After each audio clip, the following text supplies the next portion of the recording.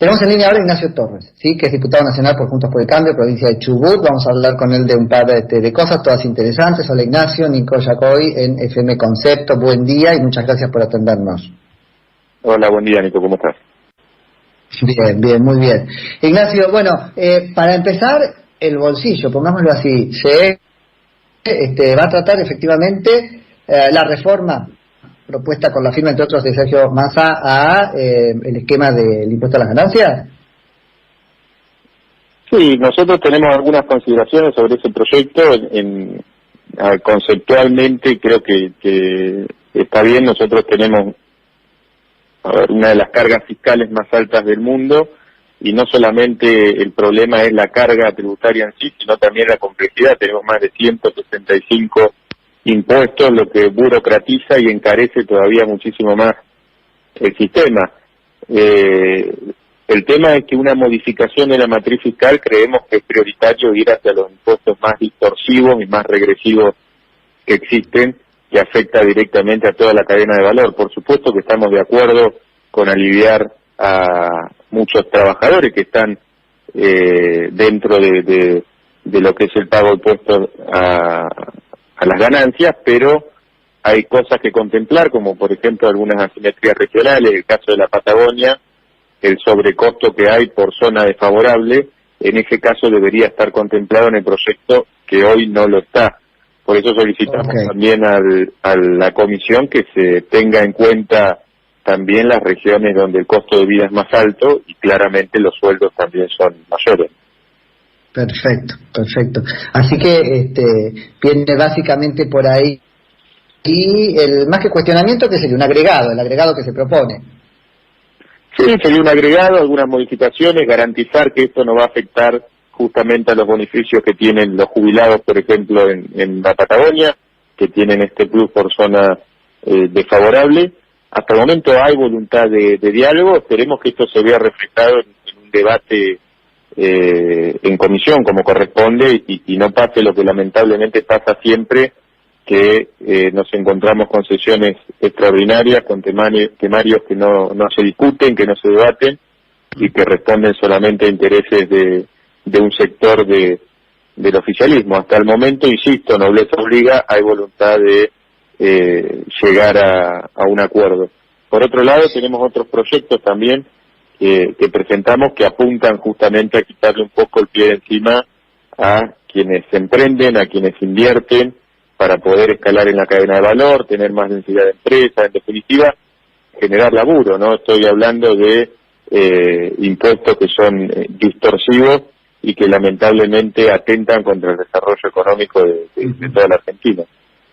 ¿Cómo vamos a hacer con eso? Porque ahí uno intuye que la cosa viene medios de pinza, ¿no? Ya hay trascendido sobre que el agujero fiscal, como se dice, que una medida como la de ganancias, tal cual se la propuso, generaría, sería compensada con una vuelta atrás en algunos beneficios que se habían concedido a las empresas, que estaban sujetos a un cronograma creciente. ¿Qué pasa con eso? Porque si es así, no nos sirve. Como sociedad tenemos que mirar el saldo. Y eso va a ser favorable cuando, y esto corre por mi cuenta, sí, el Estado pierde en relación con lo que hoy gana. Sí, sin duda. A ver, me parece que hay muchas contradicciones en el gobierno. Un gobierno que muchas veces presenta proyectos con títulos grandilocuentes, pomposos, hablando de solidaridad, de justicia social, y vemos que gran parte de ese déficit fiscal se ajusta por los sectores justamente más vulnerables, como puede ser el caso de los jubilados, ¿no? Me parece que por otro lado se le quita retenciones a las mineras, lo cual es bastante contradictorio a ese relato oficialista que supuestamente velan por los más vulnerables.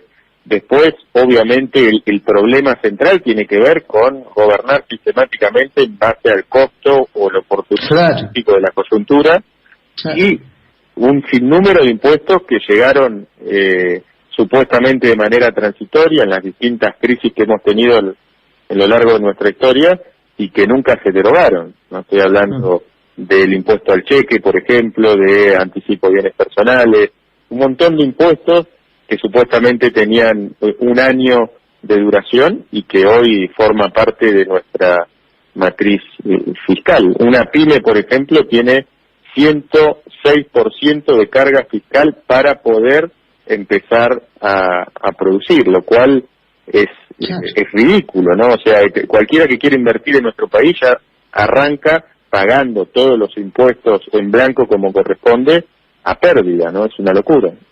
Sí, por eso hay que estar como muy atentos, pues más allá de yo particularmente soy muy crítico respecto del número, de la fórmula, además que va a mantener este número intocado a pesar de futuras inflaciones, pero consideramos que es mejor que lo que había. Bueno, el tema es cuánto nos va a salir, de qué otro lado nos van a sacar, ¿no? Cuando la limosna es grande como es, hasta el santo desconfía. Bueno, ¿dónde está la trampa de esto?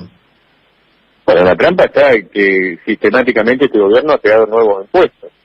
Claro. Por ejemplo, en su momento el impuesto a los bienes personales era una especie de impuesto a las grandes fortunas, como se planteó este último impuesto, y hoy quien tiene un terreno solamente está dentro del universo gravado por impuesto a bienes personales, lo cual justamente no es un impuesto a la grande fortuna, sino que es a la clase media y media baja.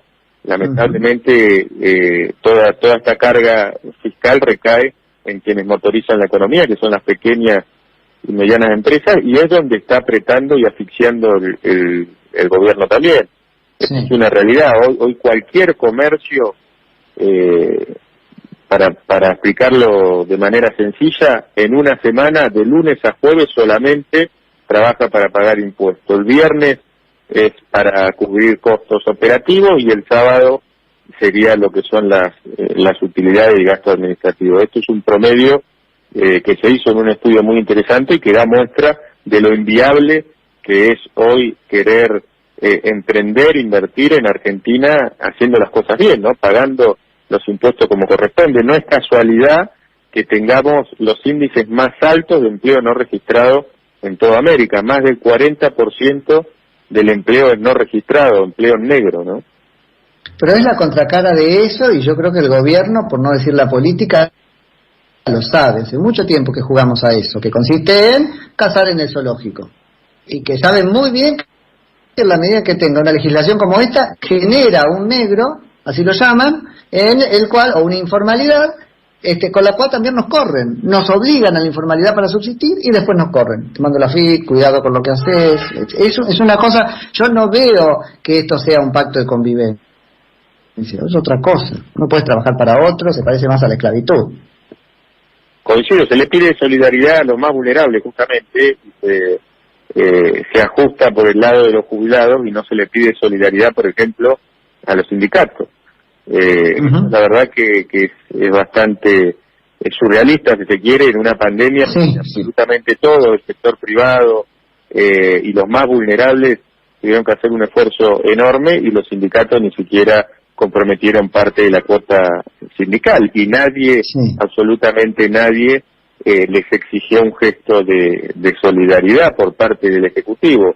De hecho, el propio presidente, en medio de una de las crisis más grandes que tuvimos en la historia de la República, invitando a el líder del sindicato de camioneros a comer a la Rosada, cuando estábamos en medio de un conflicto gremial, por ejemplo, en mi provincia, donde se tuvieron que tirar más de 500.000 kilos de langostinos por una interna y un capricho gremial de camioneros. Esa es la realidad de nuestro país, lamentablemente, y de una clase dirigente que elige muchas veces acordar con las mafias en vez de verdaderamente apostar en una agenda de desarrollo. Es así, Ignacio, y de cara al desarrollo, ¿cómo defendemos a los autónomos? Porque también se va generando una idea, que en mi perspectiva es una idea muy nivelar para abajo, que es que el único trabajador es el de relación de dependencia. El resto no tiene posibilidad de subsistir. O al resto le sacamos todo. ¿Qué hacemos con eso? Bueno, el autónomo, el monotributista, creo que fue el sector más golpeado en la pandemia justamente por la falta de previsibilidad, donde se tuvo que seguir pagando impuestos y lamentablemente hubo un bache de 3 a 4 meses donde hubo facturación cero. Ahí tiene que estar el Estado, tiene que estar también en un esquema de acceso al crédito. Es imposible crecer en un país que no tiene acceso al crédito, y hoy es prácticamente imposible pensar para un emprendedor, para un autónomo, para un monotributista poder tener acceso, por ejemplo, a una vivienda. Estas son cosas que en otros países, sí, por ahí, cuando uno ve las tasas de los créditos, la verdad que es un país donde se puede apostar, se puede invertir y no está en discusión. Hoy en la Argentina, con las fluctuaciones y con la falta de seguridad jurídica que tenemos, es verdaderamente muy difícil. En un gobierno donde no hay confianza, es muy difícil plantear una agenda de desarrollo y obviamente que tengamos la calidad crediticia que necesita un país para crecer, ¿no? Esa me parece que es una de las bases, de los cimientos, no solamente de este gobierno de turno, sino que tiene que ser independientemente de los gobiernos de turno, ¿no? Totalmente. Ignacio, tengo una última preguntita, más o menos rápido, pero es ¿qué pasó con el robo de vacunas en Comodoro Rivadavia?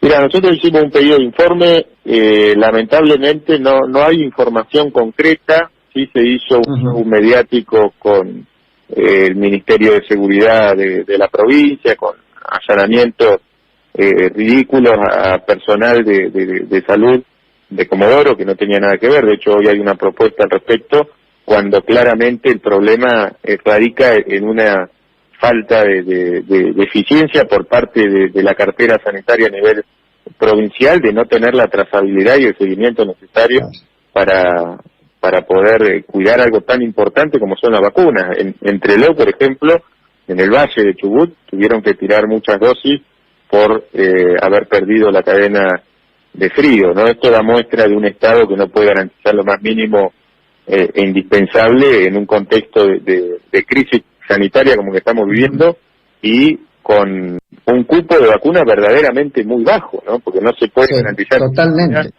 a un porcentaje del factor de riesgo más importante, que es el personal de salud y obviamente la tercera edad. ¿De cuántas vacunas estamos hablando? ¿De 30?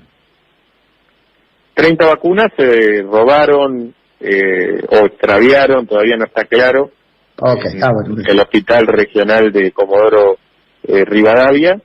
Esto pasó hace muy pocos días y la verdad que insisto en esto, lo que ha quedado en evidencia es un gobierno que no tiene manejo ni siquiera de su propia cartera de salud, donde los propios trabajadores... Así es. No, porque te iba a preguntar si bien el número es relativamente poco, bueno, ¿a qué nos estaba acercando? Si una cosa de robo de la vacuna, la desesperación de la carencia para aplicármela, en una suerte de mercado negro, pero no sabemos si fueron robadas, fueron perdidas, y además cualquiera de las dos opciones son una tontera en un esquema de 2 dosis, que van a robar otras 30 después. Sí, desaparecieron 30 vacunas porque es las que habían, eso también hay que decirlo, no habían llegado más dosis al hospital regional. Si hubiesen habido más vacunas, lamentablemente no sabemos lo que hubiese pasado, pero la realidad es que el sistema, la trazabilidad y la falta de seriedad con la cual se está manejando la campaña de vacunación en la provincia de Chubut, la verdad que es preocupante, y también viene a colación de un incumplimiento en el pago de los saberes a los trabajadores de la salud de hace ya mucho tiempo. Se les adeuda 2 meses y medio aguinaldo, donde incluso hace muy poco hubo retención de servicio y los directores de los hospitales públicos más importantes amenazaban con renunciar. Esto, insisto, en medio de semejante crisis sanitaria, lo cual la verdad que es preocupante porque tenemos un déficit prestacional donde, por ejemplo, en la zona del Valle ya no hay más camas de internación. Ignacio, te agradezco muchísimo por la charla. No, por favor, gracias a vos y un abrazo a todo el equipo de la radio. Hasta luego. Dale, que tengas un buen día. Es Ignacio Torres, que es diputado nacional por Juntos por el Cambio, provincia de Chubut.